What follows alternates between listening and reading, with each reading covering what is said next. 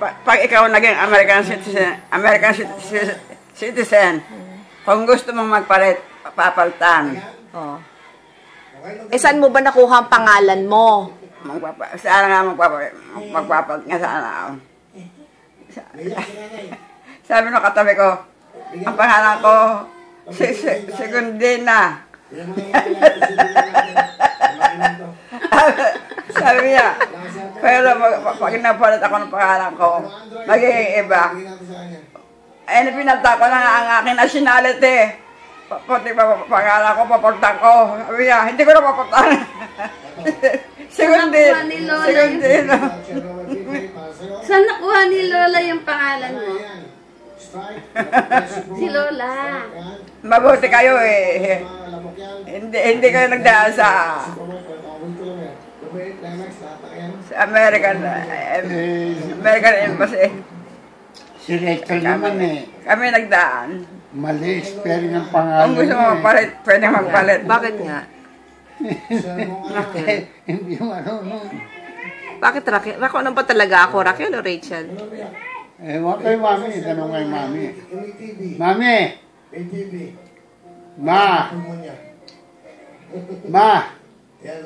Yung pangalan ni Rachel, saan mo nakuha? Sabi ni... Yung pangalan ni Rachel, saan mo nakuha? Ano? Anong pangalan niya, saan mo nakuha?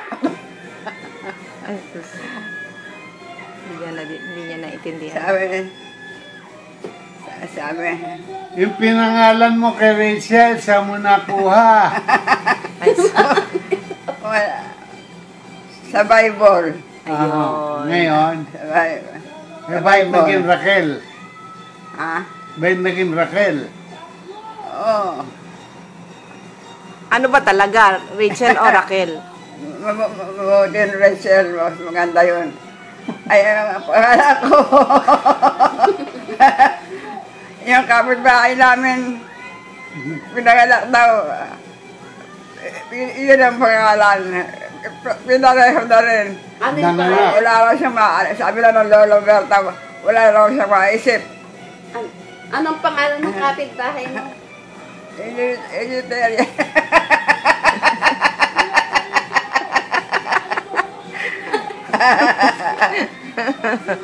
Ipangalan natin yun sa apo mo. Mami. Yung susunod na anak ni Reggie.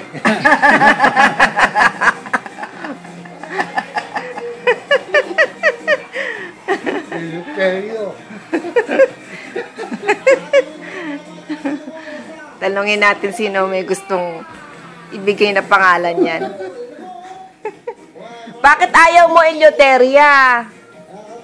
Ba't ayaw mo naman? Maganda naman. Magaling yan, pinaikot-ikot. Eka lang, katabi ko sa upuan ko. Ang pangalan ko ay kay Paulina. Sabi niya, ay magpapalit pa ba higa ako, nagpalit na higa ako ng aking nationality. Magpapalit pati pangalan ko, papuntan ko. Hindi na. Paulina. Nung tinatanong siya ng Amerikano, Paulina. Nagsisi. Ako din no. Are you going to change your name? Nag-isip ko nung ari ako. Sabi, pero gusto ko, yes. Asal ko, yes. Kaya namin, sabi ko naman, no.